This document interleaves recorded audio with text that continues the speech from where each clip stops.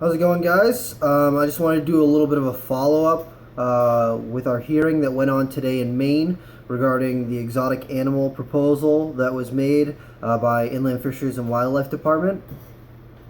The current proposal that was sent out to us, that a lot of you guys shared and a lot of you guys saw through USARC and through our posts and through my other video that I had made. That proposal was supposed to go public today to allow for public comment and for them to move forward with it. They chose not to do that with the amount of information that they have and with the people who contacted them expressing their concern for this. It's going back, kind of. So they're going to be workshopping that proposal and kind of working to further fix it, so to speak, so that it'll be working better for the people who are involved. Today, when we were there, we had a few people on our side show up to kind of speak on behalf of reptile keepers and people who are interested in this in Maine. And then there was a few people there who were pretty harshly opposed to the changes. One of them would be our state representative in Maine for the Humane Society of the United States. I spoke with her after the meeting, and she said that she is going to be an instrumental part of making these changes and making these laws for exotic animals in the state of Maine. And then also the main person who spoke out negatively against it was Liam Hughes. He's our head of animal welfare in Maine, and he kind of works with shelters and animal control, and his major concern was the fact that the Game Warden Service, Animal Control, and his officers don't know how to deal with exotic wildlife. And that is a major concern for them. While I do want to talk about that, I just kind of want to sidestep. I want to thank all the people who sent out emails and sent out polite, respectful, opposition emails to our representative who was in charge of receiving those emails and hearing our comments about that. For those people who were polite and educated and getting the point across that this isn't right, it isn't fair. I want to thank all those people. The commissioner did mention that he did get a lot of emails with very vulgar language, which I don't condone. And if you are thinking about sending further messages, please do not send vulgar messages. Be polite, be educated, use facts. Facts make all the difference. And it makes a lot more of a difference when you come to a meeting with a smile and you're going to get your point across. And a lot of the people were concerned for the unfairness of how those laws were written, and it can get frustrating. But I want to urge people to be polite and respectful when dealing with any further emails that are going forth, because that is a major concern that the commissioner had voiced, and I wanted to express that to the people who are watching this message.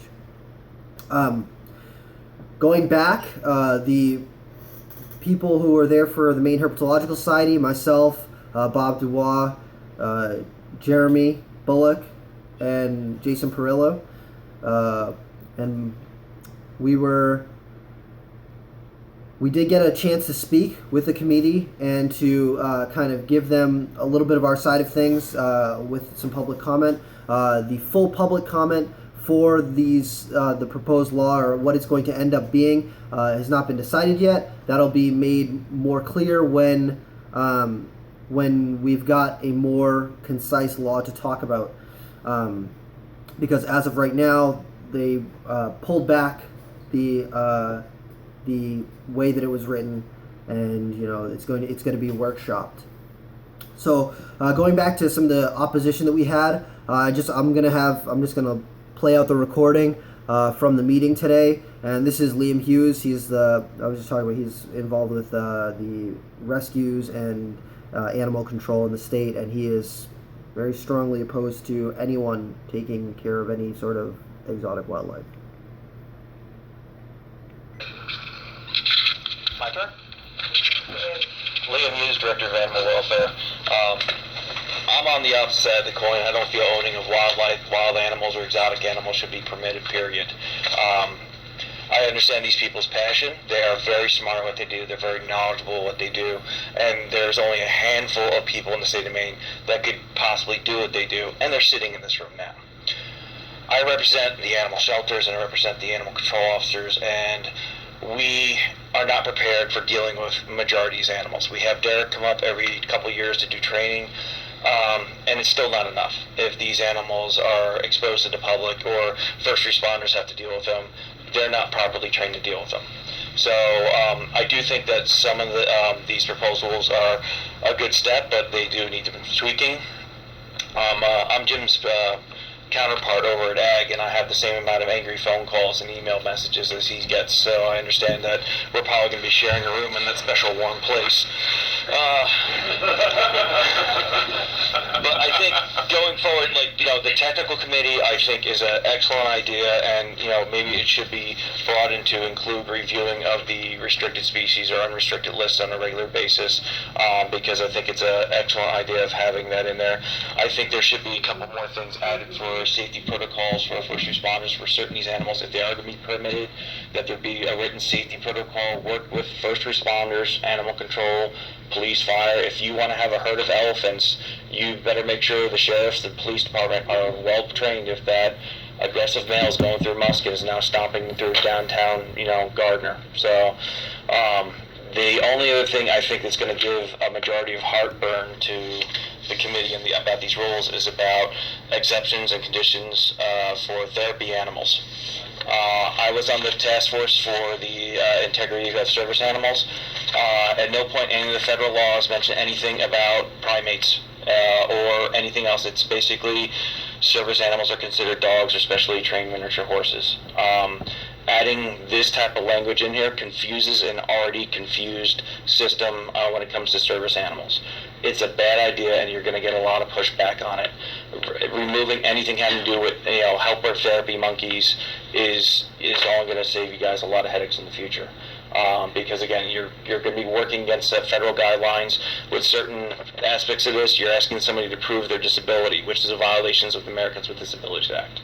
So I'm going to caution you right now to just remove that section, period.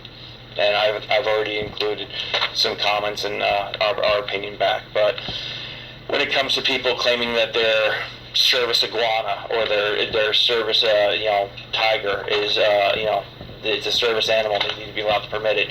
The Maine Human Rights Commission will back up the fact that they're not service animals. They're not defined in federal law or anything, so they're not considered. And the Maine Human Rights can actually ask certain questions that we cannot. If somebody's claiming the animal's a service animal, we only have 2 questions that we can ask them. And we have to make our determination based on those 2 questions. So you can't... Is this animal required because of a disability, yes or no? And what function has this animal been trained to do? That's it. So you can't determine what it's really used for. And there's so many people claiming dogs and cats and birds as service animals when they're really not. They don't even meet the definition. So it's already a confusing topic, and this I think would confuse it even far greater than it is. But otherwise, I think going forward, working with the technical committee, again, the people here, these are the same people I see at these meetings all the time that are talking about their field, their expertise. They know what they're talking about, the animals. But we also deal with people that have bad ideas and that do silly things at wrong times. The people that will go to a trade show in another state where something might be legal and bring it back here. And now you have a first responder that's being called to a situation with an animal. He has no idea how to deal with it. So, these are the people that don't read the laws, that don't read the regulations, that are not well versed. They get it because it's pretty. So, and this is the thing we're trying to deal with, and this is why it's important that we do have the strict laws and regulations in place. The only thing I wanted to add was... So, as you can see, or as you can hear, Liam pretty much feels very strongly against anyone having, any sort of exotic animal for whatever reason.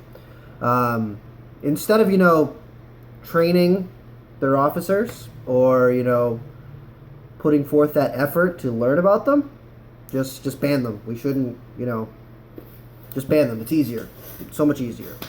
I'd like to kind of challenge that. I feel like that's sidestepping the issue. That's all that it is. And he was the only person that made negative comments during the meeting or during the comment portion of the hearing. After this video, I'm most likely going to try and just do an upload of the portion of the hearing, because there were several different issues that were talked about today during the meeting with IFNW. I'm going to post the stuff regarding the exotic animals, what was said by the people on the committee, and then also the comments from the rest of the people in the room. And I'd urge you to continue emailing your representatives. Be polite, be respectful, be concise, use facts, look up. We'll provide resources for people looking up facts. We would like to see a better reform for Maine's exotic animal laws. And with your help, with your support, we can do that. And I would like to see, more people get involved. We're looking at, when we do get to the public comment hearing, we will need people to show up and, say, hey, look, we are reptile keepers. It's not just a few of us that keep showing up to these meetings. Me, Jeremy, Bob, Jason, a few of those people keep showing up to these meetings because we want to make sure that your voice, our voice, is heard. Liam seems to be under the idea that we're the only people that care, when that's clearly not the issue. That's clearly not what's going on. So I'd urge you guys to kind of share this video, get the word out there if you can. We will be keeping you posted. There is going to be more meetings coming up. I'll post that in the description when this is shareable, so that more people can get out there and get the information, and so that people can be part of the decision-making process, get your voice heard. Let them know that it's not just a few people that are keeping these animals. There are people throughout the state of Maine and New England and around the country that are paying attention to what's going on. This isn't just a Maine issue. This is going to be a national issue. If they can pass these animals being restricted in Maine with the farce that it could be invasive, they can do it in every other state in the continental U.S. That's what it's going to boil down to. IFNW is probably going to end up seeing this video at some point. Like I extended my invitation in meeting today, I look forward to working with you guys and actually working with a system that is easy to follow for the public. Inland Fisheries and Wildlife Department, Game Warden Service, Animal Control Officers, and, the public. I would like to see this easy for everyone to understand, easily enforced, and reasonable laws. I advocate for reasonable laws regarding exotic animals in the state of Maine, particularly reptiles, amphibians, and arachnids. I'm going to kind of cut this off right here, but like I said, I will probably be doing an upload either today, tomorrow. This weekend's kind of hectic with the Manchester, New Hampshire Reptile Expo coming up. So it might be a little bit hectic for me to get all of this uploaded. I would like to try and get this message out there as soon as possible, and then if I can get the full recording, I have a voice recording for today's hearing on there. If I can just get that up, so you guys can listen to all that was said, not just what I'm telling you, the quick notes, so you guys can kind of make your own decision on what was said at the meeting. I completely encourage you to give that a listen when I get it uploaded. Share this video with anyone you know who might be interested in this. And I also want to say that you should go out and support USARC, the United States Association for Reptile Keepers. If you keep any sort of reptile, leopard geckos, any amphibians, arachnids, anything in the United States, go sign up for USARC. It's not very expensive to get a membership, and your money is going to help kind of fight these regulations. Today, April 1st, they were in Washington, D.C.,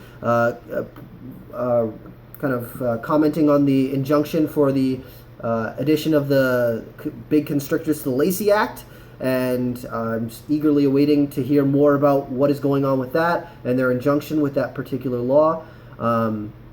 And I just want to encourage you, get out, support USARC, support your local herpetological society. New England Herpetological Society has been a great resource for us, and the Maine Herpetological Society is doing all that we can.